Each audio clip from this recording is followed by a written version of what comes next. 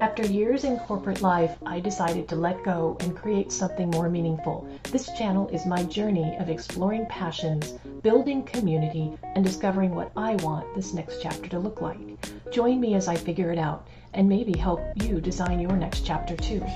If you're in a stressful job right now in your 50s or your 60s, exhausted, overwhelmed, and wondering how much longer you can keep doing this, I want to share with you the moment, or really the series of moments, that pushed me to walk away from my corporate job at 59. Because for me, there wasn't really one particular moment, one straw that broke the camel's back. But it was a series of moments, and I began to realize that I wasn't really living anymore. I was just surviving. Many of you probably can relate to that. I began to feel numb, and I was quite worried. One day I realized something. I finally came to the conclusion that the money wasn't worth it. Wasn't worth my physical health, my mental health, my peace of mind. The work was important, but it wasn't really worth my life when I really thought about it. So today I want to share the real story behind what pushed me to make that final decision to walk away from corporate life. I hope that this will help you with imagining changes that could be possible for you. I'm Penny. I'm the Unretirement Project. I'm here to share the life that I'm creating after corporate life. I'm coming to you from Lake Chapala, Mexico, sitting outside on a beautiful evening at about 5 o'clock. For most of my adult life, I was kind of your classic high achiever. I spent 30 years in education. I climbed the ladder. I worked hard, did everything I thought I was supposed to. By the end of my career, I was in a very responsible job, a very important job, and on paper it looked great. Great salary, great benefits, a lot of responsibility, leadership role, respect from my colleagues. But in reality, it was a different thing. It was 60 plus work hours a week. It was high stress. It was always being on, always solving people's problems, never being able to be off. My nervous system was thrashed. I knew it wasn't sustainable. I knew I had to do something. I was exhausted, not only physically, but emotionally. And I knew I had to make some changes. I was basically putting all of my energy into work hours, and there was nothing left for after work. I was literally willing my life away. If I could just get through this week, if I could just get through this month, it'll be over. I know so many of you are in the same spot. You're just fighting every day to keep going, doing what you think you need to be doing. But there's a little kernel in the back of your mind maybe saying, how much longer am I going to be able to do this? If you have 4 years or 6 years or 10 years, you're beginning to wonder all of a sudden, wow, am I going to be able to hold on? That's where I was at. I didn't have the energy to do anything outside of work, not for friends, not for my husband, for social events, hobbies. It was all centered around work, and it was survival mode. I was literally just living day to day to work. You know, I think about when I see my elderly parents and their stage of life, and I think about, you know, how much time we have left on the earth, and whether it be 2 years or 5 years or 10 years or 15, I began to wonder, do I want to will away the next 4 years just to get to the after? What if that's what I have? So people often ask me, what was the final straw that made you leave? What was it? What happened? And I tell them, well, it wasn't really one incident. It was a series of things that happened over time. It was a realization that I couldn't keep going on, that I needed to make some changes. And it was complicated because the little thoughts started creeping in, like, you know, how much longer can I do this? Is this how I want the next 5 years of my life to look like? And I kept telling myself, well, it's getting closer to retirement, but how much is enough? And the stress became relentless and the exhaustion deeper, and the constant urgency, the meetings, the expectations to perform. I have to say that throughout all of this, I had a really wonderful team to work with. And I believe that having wonderful people around you can be kind of a buffer or an insulation against stress. As things become harder and more stressful, that insulating factor becomes less and less. When you're under stress for a while, some things that you might notice are you become irritable, you lose your temper quickly, you don't want to try new things, your ability to enjoy life diminishes, you start to lose things like creative hobbies and things that you enjoy out of work, you stop doing them. But, there was a fundamental shift for me that started happening when I really thought about my time left on this earth. What did I want to do with it? It's got to be meaningful, and it's got to, there's only so much time that we have, so you need to make the most of it. And where I was at, I wasn't willing to just kind of will my life away to get to the other side of it. You start to think different when time is limited. You really start to think, how do you take advantage of that? What choices do you need to make the most of the time that you have left? And we don't know how many good years we have. Nobody knows that. But I did know one thing, that I kept living the way that I was living. I knew those last years would be stressful. I would feel exhausted, disconnected from the life that I actually wanted. So I started imagining, if I was looking back on my life, what would I think? Would I be proud that I stuck it out?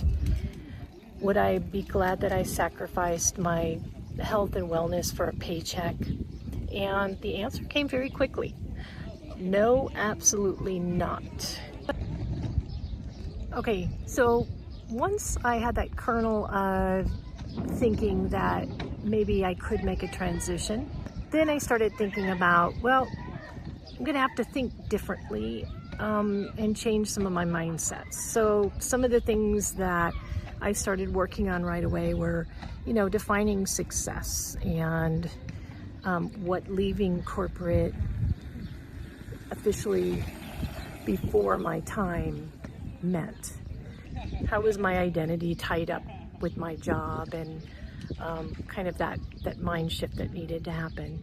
But I did realize that really at that point I was pretty solidly understood that my time, my freedom, my sense of peace was much more important at this point than a paycheck. And I know I'm very privileged to be able to say that. There's a lot of people in the same situation that really financially are stuck and they can't walk away and they're feeling really trapped. And I think maybe it's more important than ever that even if you can't walk away, that maybe you can make some changes in your life to alleviate some of the stress and work on it to make it more bearable. But what I realized pretty quickly was that I didn't need a huge paycheck. I just needed enough.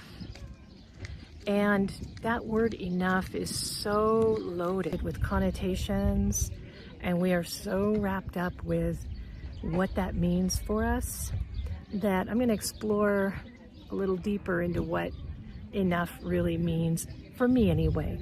I think it has different meanings for different people. But once I realized that all I needed was enough, so enough money to pay the bills, enough to live comfortably, enough to create a life that was calm and peaceful, the shift was really amazing. That shift in thinking was really huge for me. Because once I realized that, I began to believe that walking away was possible. I'm not going to pretend that it was an easy decision. It wasn't. It was incredibly difficult and a bit terrifying, to be honest. You know, when you've been in a profession for 30 years or so, it becomes your identity. It's what you do. It's what you are supposed to do. It's fulfilling. Why would you want to walk away from it early? But I've discovered that your identity is flexible. You change. There's different times in your lives where you kind of shift and morph and do different things and become different. And so this was going to be one of those times for me. I wanted to become a woman with a different life. I wanted my life to look different. I wanted to feel different. And I knew it would take some change on my part to be able to do that and have that.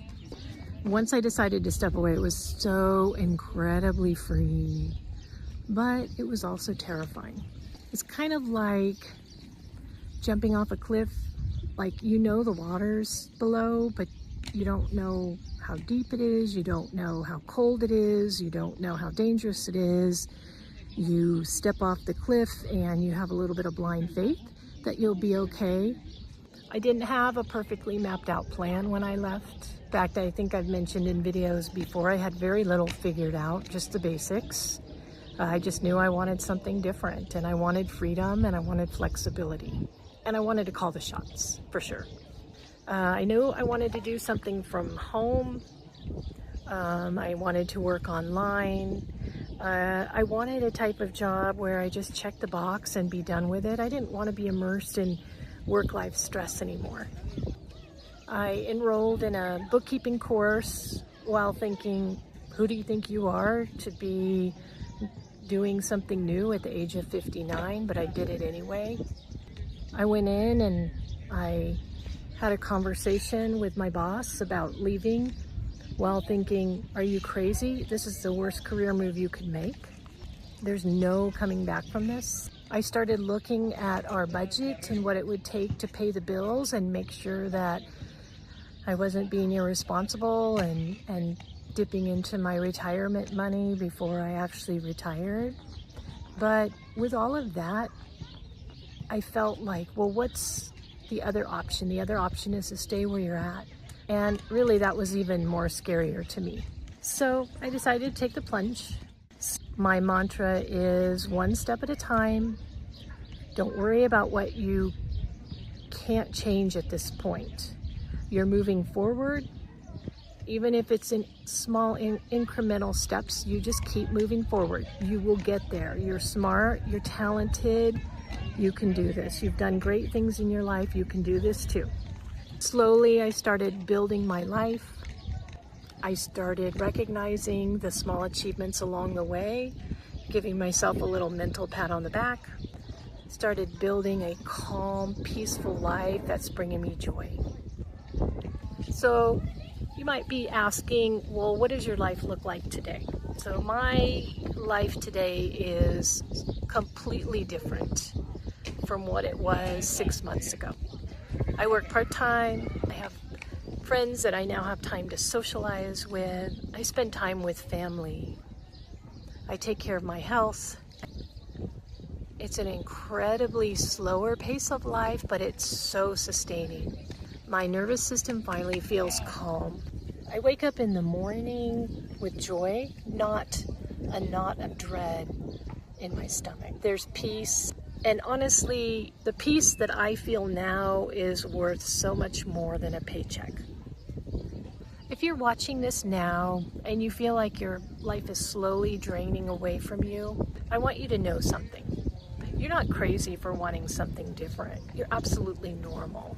You're not too old to redesign your life. Take it from me, somebody at 59 who's completely done a 180. It is possible. That's what the Unretirement Project is all about. Join me and come along with my adventure as I transition into a new life after quitting corporate, but before I retire. That's what the Unretirement Project is all about. It's not waiting until an official date to start enjoying your life, but redesigning it now, one thoughtful step at a time. If this story resonated with you, I'd love to hear your comments below. What's the biggest thing right now holding you back? If you're already in the middle of your pre-retirement journey, then let me know how that's going. Your story might be exactly what somebody else needs to hear today. If you're interested in more conversations about leaving corporate life and redesigning the next chapter of your life, be sure to hit the subscribe button below. Because the best years of our lives don't have to start in retirement, they can start right